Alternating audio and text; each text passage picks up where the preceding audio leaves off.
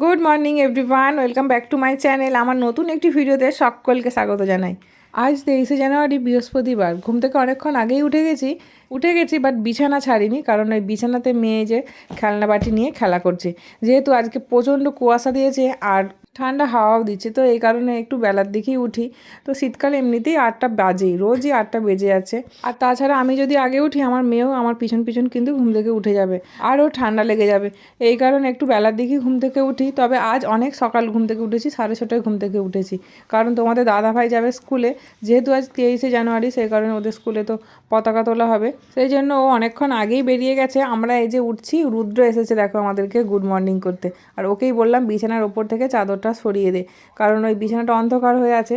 আর এত ঠান্ডা হওয়ার কারণে, যেহেতু দোতলা, ওপরটা বেশ ঠান্ডা হয়ে যায়, সেই মশারির ওপরে না বিছানা চাদর দিয়ে ঢেকে রাখি। বিছানা তোলা হয়ে গেছে, যেহেতু তোমাদের দাদাভাই বাড়িতে নেই, সেজন্য এই কাজটা আমি করে রাখলাম। ও কখন আসবে না আসবে, চলো এবার ছেলের ঘরে যাই দেখি। এর ঘরের এই যে সমস্তটা এখন তুলবো, গুছিয়ে নিই, চলো। তো এই যে আমার এই ঘরেরও বিছানা তোলা হয়ে গেছে। দেখি এবার বেটুটা পড়তে বসলো কি না। এই ঘরেই পড়তে বসতে বললাম এখন। হ্যাঁ, বসে গেছে। দাঁড়া, আমি চা করে নিয়ে আসছি, ততক্ষণ তুই পড়।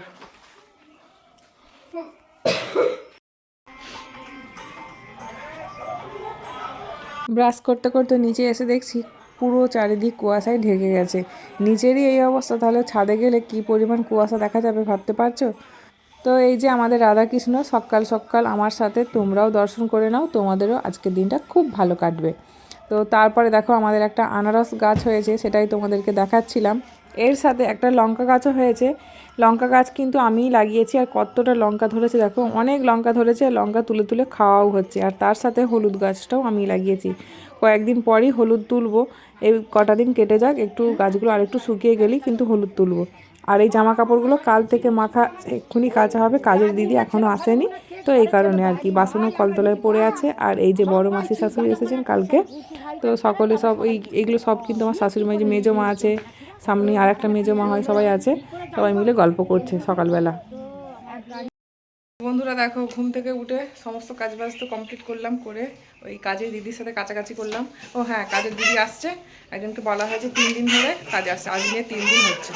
তো তোমার দাদা ভাই আজকে 23শে জানুয়ারি স্কুল তো ফিরে চলে এলো। আমার তবুও কিছু হয়নি, কাজ কমপ্লিট করতে। ও আস্তে আস্তে, বলো বলো, কেমন স্কুল হলো? স্কুল আবার যেমন ঠিকই আছে। পতাকা তোলা হলো, আর কি হলো বলো? আর কি হলো গো? পতাকা তোলা হলো, আর কি খাওয়া দাওয়া হলো, কি খাওয়া হলো? ছেলেদের বিস্কুট দেওয়া হয়েছে। আর কি দেওয়া হয়েছে? 4টে করে। আচ্ছা, চলো নিচে চলো, আমি যাচ্ছি। তো হয়ে গেল ওর স্কুল। এদিকে আমার রান্না বান্না বসবে, পুজো করবো। স্নান টান করে আগে সোয়েটার পরে নিয়েছি, ঠান্ডা লাগছে।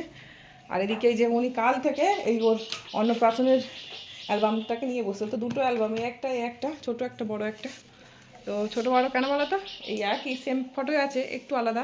এটা ছোট বানিয়ে দিয়েছিল, আমরা এই ছোটোর জন্য ছোট বলিনি, এরকম বড় অ্যালবাম বলেছিলাম। এই যে এরকম বড় অ্যালবাম, এটাই মানে এর টাকায় পেমেন্ট করা ছিল, এ কারণে দুটো হয়ে গেছে। আর এখানে অনেক ছবি মিসিং, সে কারণে ওটা একদম বড় করে ভালো করে আবার পরে করে দিয়েছে। তো দুটো নিয়েই কাল থেকে বসছে। চলো মা, এবার নিচে যাই, পাপাকে খেতে দিই, আমরা সবাই মিলে খাই। চলে আসো, চলে আসো। তা তুমি বসো, আমি নিচে যাই। তো এই যে কাজের দিদি জামা কাপড়গুলো নিয়ে ছাদে গেছে, আমি এখন ছাদে যাই। এত কুয়াশা দিয়েছে, এত পরিমাণে কুয়াশা, কি বলবো গাইস, প্রচুর কুয়াশা। এই যে কুয়াশায় পুরো ভর্তি হয়ে আছে।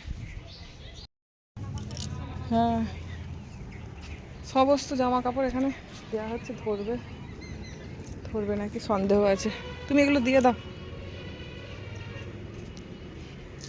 ফুল দেখি তুলে নিয়ে যাই। গাছের অবস্থা খারাপ, জল দিতে হবে আজকে। ফুলই নেই একটাও, একটা মাত্র রজনীগন্ধা আছে। এটাতে প্রচুর ফুল হলো। হ্যাঁ, না না পড়বে না, তুমি দাও। তো আজকে এই যে রান্না বান্না হচ্ছে, ডাল, মুগের ডাল আর আলু পোস্ত, টক।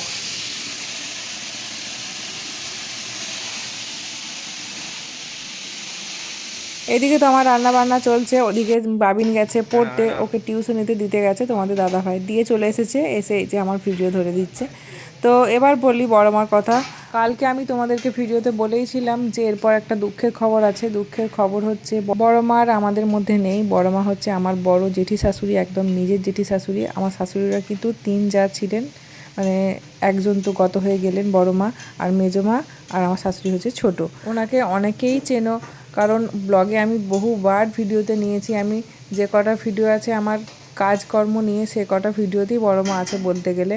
কারণ রোজই আমাদের বাড়িতে সকাল হলেই আমাদের বাড়িতে আসতো, আমরা একসাথে চা খেতাম, আর আমার সাথে আনাজও কেটে দিত, আমাকে অনেক সাহায্য করতো, গল্প করতো, আমরা একসাথে বসে থাকতাম। কি হয়েছে, এই রঙগুলো লেগেছে? এই তো রং হয়নি তো, এইটা ঠিকই আছে। কই হয়েছে? হ্যাঁ, নেল পালিশের মতো গন্ধ, গাড়ির এক কালার, আর এটা হবেই না। আসলে আমাদের গাড়িতে না একটু আঁচড় কাটা দাগ হয়ে গিয়েছিল আর কি, সেই কারণে তোমাদের দাদাভাই অনলাইন থেকে একটা স্প্রে কালার অর্ডার করে নিয়েছিল, সেটা দিয়ে কালার করছে। গুড আফটারনুন বন্ধুরা। তো সারা দুপুর ধরে সিনেমা দেখেছি। এই যে ওদের দাদাভাই আমি মিলে সিনেমা দেখেছি। বাবিন পড়ছে, 3টে থেকে ম্যাম পড়াতে এসেছে, পড়ছে। চা করলাম, আমরাও চা খেলাম। আর এই যে ঢালিস না, এই চাল ভাজা প্যাকেট নিয়ে এসেছিলাম, ওই যে প্যাকেটটা ধরে নিয়ে বসেছে। ঢালিস না, এটা পুরোটা খেতে হবে, অনেক চাল ভাজা। এই কেনা চাল ভাজাগুলো না খুব খেতে ভালো লাগে। দেরাদুন চালের ওই চাল ভাজা ভালো লাগে খেতে, ভীষণ টেস্ট, লম্বা লম্বা। খরচ ধরে এই করছো। আর কার জামা পরেছো তুমি? দেখি দাও তো, কার জামা পরেছো? কার জামা পরেছো? ডোডোর জামা। ডোডো কে হয়? ভাই হয় না দাদা হয়? ডোডোর দা ভাই হয়, ছোট দা ভাই। তাই তো। চলো আবার পরে আসছি। তারপরে মেয়েকে রেডি করিয়ে জামা প্যান্ট পরে নিচে ছেড়ে দিয়ে ছাদে গিয়েছিলাম, ছাদ থেকে জামা কাপড় তুলে এনে সন্ধে টন্ধে দিয়ে নিয়েছি। তারপরে দেখো সন্ধ্যাবেলা এই যে জামা কাপড়গুলো গুছিয়ে রাখছি।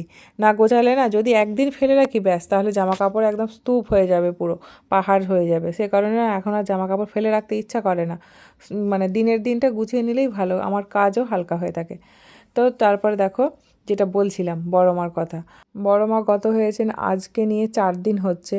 তো আমাদের যেরকমভাবে নিয়মকানুন আছে সেই নিয়মই চলছে, নিরামিষ খাওয়া দাওয়া চলছে বাড়িতে, সব কিছু মানে যেরকমভাবে আগেরগুলো পালন হয়েছে এভাবেও তাই, মানে কোনো বিকল্প নেই। তো আর বড় মা যেহেতু একদম আমাদের বংশের মধ্যে সবথেকে বড়, একদম বয়োজ্যেষ্ঠ মানুষ ছিলেন, তো নিয়মগুলো তো সঠিকভাবে পালন করতেই হবে, তাই না? তো নিরামিষ খাওয়া দাওয়া হচ্ছে আর কি, এই সবই চলছে আর কি। তো আবার যবে কাজ হবে, মানে নিয়মভঙ্গ কাজ যেভাবে হয়েছে আগের বারে, তো এবারেও সেইভাবেই হবে। এইসব নানান কারণে না কয়েকদিন ধরে ব্লগগুলো আনতে পারছিলাম না। তো ভাবলাম দেখো যারা যাবার তারা তো চলেই গেল, কি আর করা যাবে, সব কিছুকে মেনে মানিয়ে নিয়েই আমাদের তো জীবন, এভাবেই চলতে হয়, চলতে হচ্ছে, আর ভবিষ্যতেও চলতে হবে।